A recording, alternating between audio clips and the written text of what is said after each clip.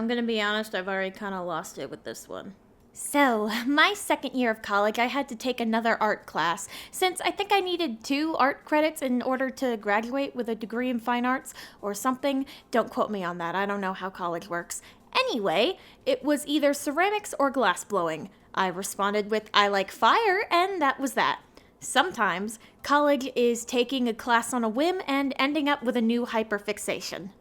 I heard about a show called Glasslip, was told it was about glass blowing, and that's what all the descriptions I found said, and well, I was really excited because glass blowing is an amazing art with a long and rich history of trial and error, and I wanted to see it as a show. I didn't get my glass blowing anime. Instead, I got whatever the fuck this was. Holy shit!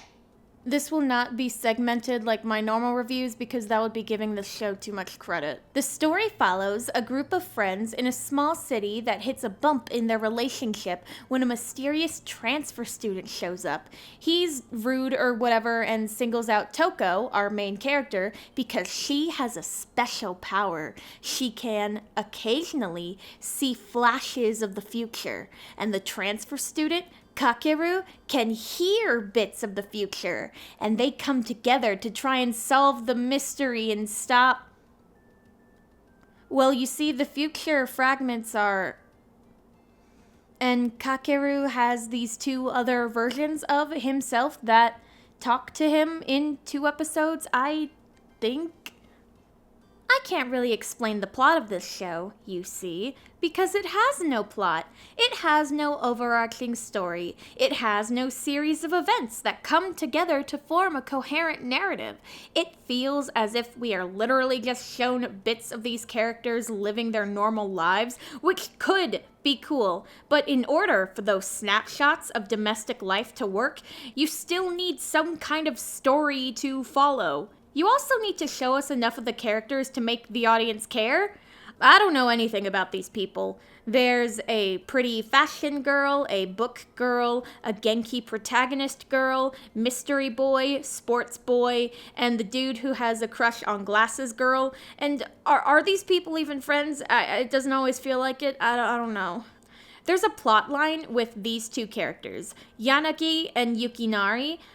They have different family names, but seemingly live in the same house. I was so confused, so I had to look it up. And yeah, they're apparently step-siblings. And then Yanagi has a crush on Yukinari, and I thought, oh, great, I love an incest plotline, she said sarcastically. But then it sort of, goes nowhere. They don't even act like siblings, which I guess is a blessing. Did they know each other beforehand and their parents got married? And what is the situation here? I don't understand. And at some point, Yanagi tells Toko that she likes Yukinari, and Toko is like, oh, you 2 would look so cute together. Which is presumably, Toko knows that they're step-siblings, so that shouldn't be your first response. I literally feel like these 2 could just have not been related to each other at all, and it would have had the same impact on the story, because I'll be real, it just kind of goes nowhere. Yukinari likes Toko, and Yanagi is sad about that, and nothing has anything to do with the fact they are step-siblings. Why is that a thing? I don't understand.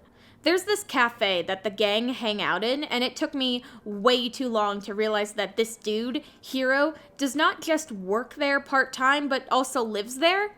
This is his grandfather. Maybe? I don't fucking know. This dude doesn't have a name at all. Also, Hiro has an older sister who just got her driver's license, and the visible scratches and dents on her CGI car are the highlight of the entire show. Wow, that's funny, and a good bit of characterization. What else do we get with her?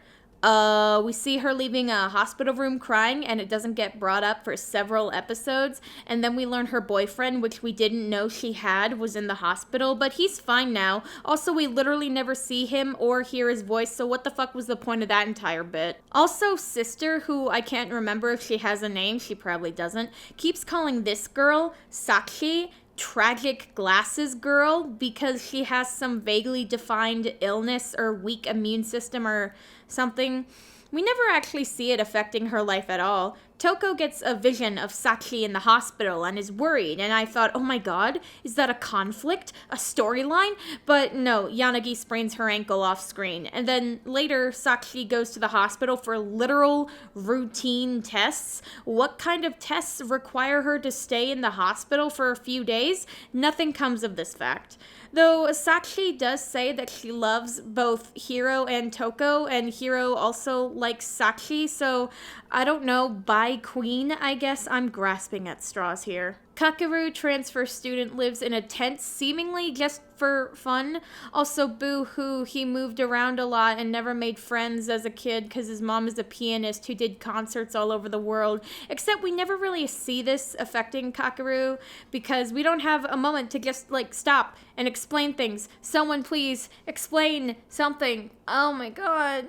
There are vague themes about friendship and growing up, and Toko is anxious about the friend group drifting apart since it's their last year of high school, and you would think that's the main conflict with their future vision and such, right? No, it only ever comes up in vague conversations every now and then everyone moves on. There is not a single idea or concept in this show that is properly explored or fleshed out. The art and animation is fine, but it isn't good enough to justify how long some of these shots are. There are so many times where the characters will be talking and the camera just wanders off, looking at anything that would be easier to animate than two people talking. Speaking of the art, the direction is baffling. I know I've said this about other shows and how they feel like scenes just kind of happen, but I really, honest to God, mean it here. We jump around between all these different characters doing separate things with no rhyme or reason. Okay, here. We see Sachi walking into the hospital. Cut to Kakeru picking up the phone at home and then leaving. Cut to the cafe for a second, and I don't know what's happening here.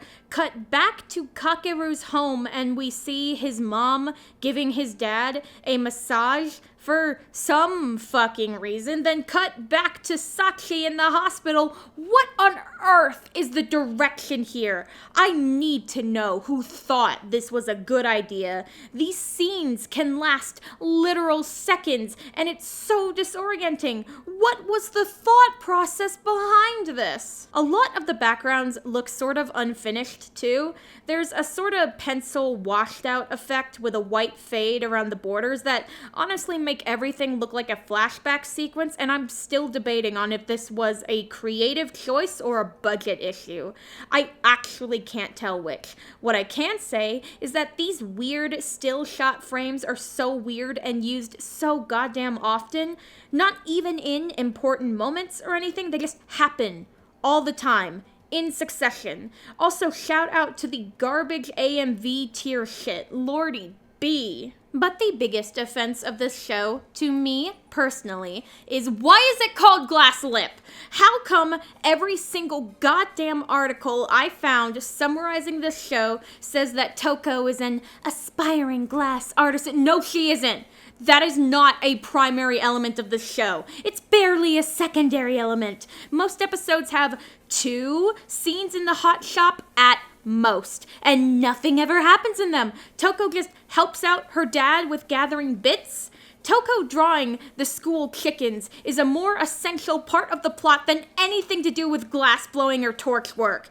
It's not even really brought up at all. We just see Toko making a bead or helping her dad on occasion for 2 seconds, and then we move on.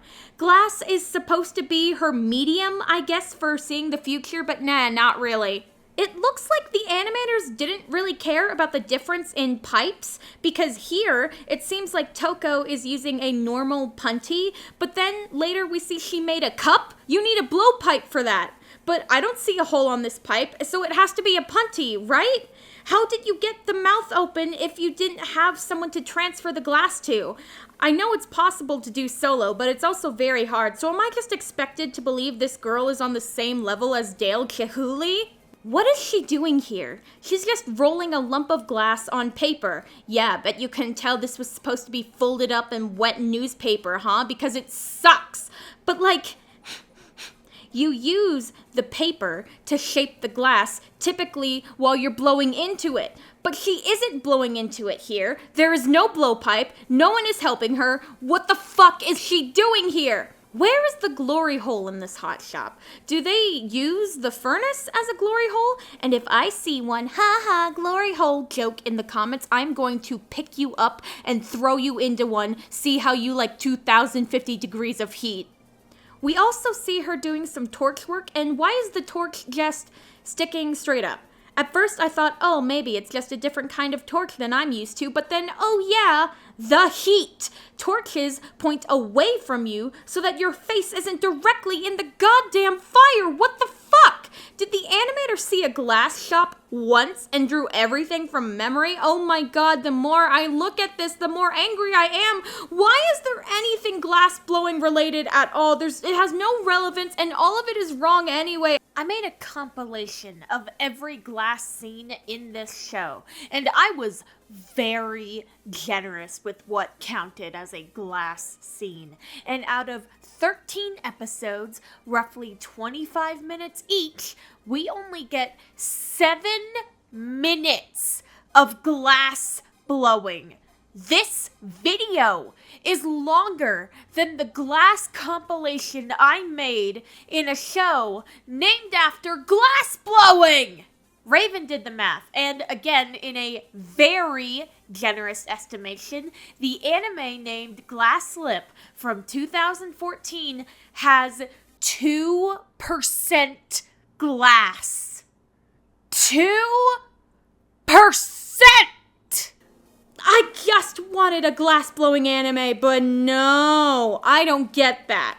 I get whatever this is. This teen romance generic Anohana copy bullshit. I don't know. I didn't find the bad anime. The bad anime found me. I just wanted something with glass blowing, man. That's all I want. I want a sports anime style glass blowing. This show is confusing.